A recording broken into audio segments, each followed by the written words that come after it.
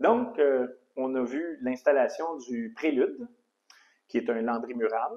Et maintenant, je vais vous donner tout de suite des informations pour le lambris linéaire à bout naturel, parce que c'est les mêmes méthodes de pose, dans le fond, donc qui s'appliquent. Et quand je vais faire le mur en arrière de moi avec un beau foyer au gaz dans le loft, eh bien, on reprendra une vidéo complète là, pour vous le remontrer comme il faut, mais c'est un produit qui est excessivement simple à poser. Donc, ça se compose de différents formats linéaires. Donc, on a le 1 pouce et quart de largeur, qui multiplié par 2 donne 2 pouces et demi. Ça ici. Qui multiplié par 2 donne le 5 pouces, qui encore multiplié par 2 donne le 10 pouces.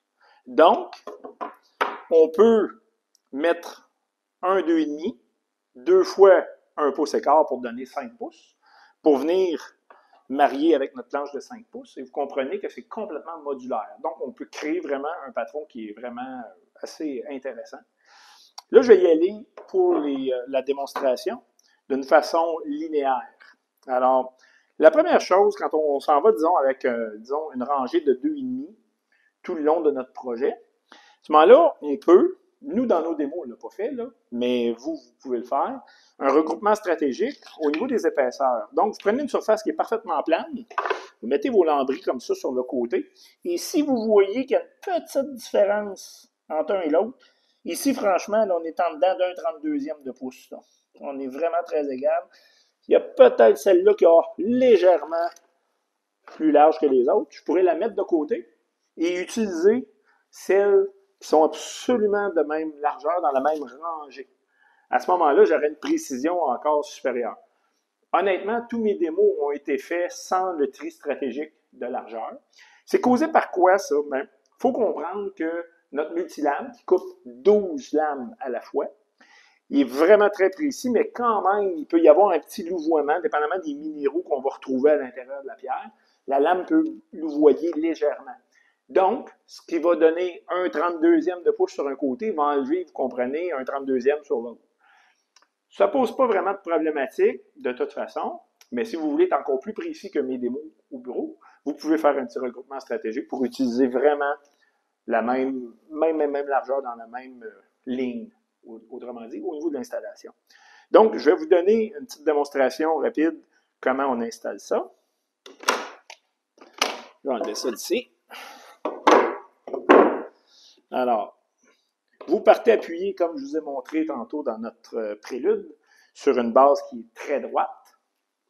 Et vous allez tout simplement venir chevaucher un morceau avec l'autre. Vous chevauchez le moins possible. Ça ne donne rien d'aller chevaucher à mi-chemin. Vous allez simplement perdre la couverture de pierre.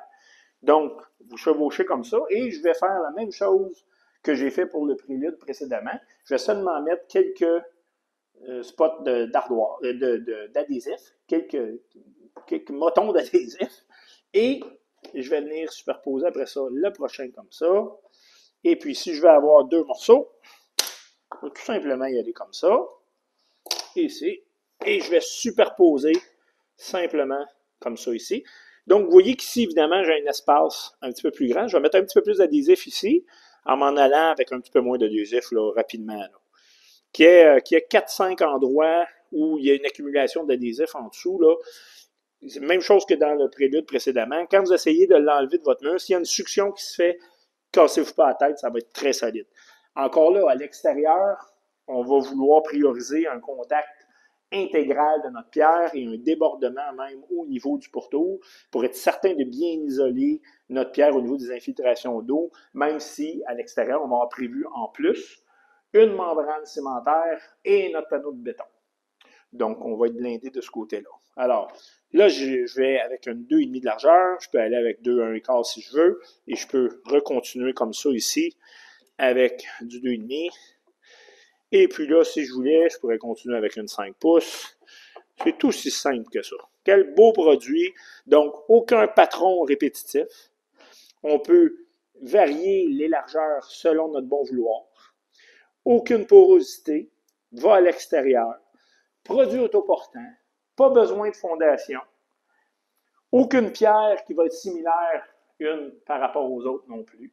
Les coins, on va vous montrer tantôt, vont être faits avec la même matière. Donc, vous n'aurez pas de différence de lot, de différence de couleur, de texture entre vos coins et la balance de votre mur. Ça, c'est très important. On voit souvent dans les pierres artificielles, d'ailleurs, on ne devrait pas appeler ça pierre, c'est des produits de béton artificiels. Vous allez voir que les coins, souvent, en plus d'être apparents, où on voit le joint entre les plaques, on voit que le coin n'a pas été fait dans le même lot que la balance du mur, il est soit plus foncé ou soit plus pâle. Alors ça, c'est pas le fun.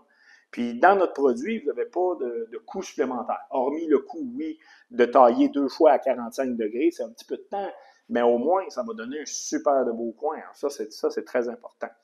Donc, teneur en mica très élevé, peut aller à l'extérieur, aucun patron répétitif, autoportant, pas besoin de fondation. Vous avez un super produit que vous pouvez installer vous-même.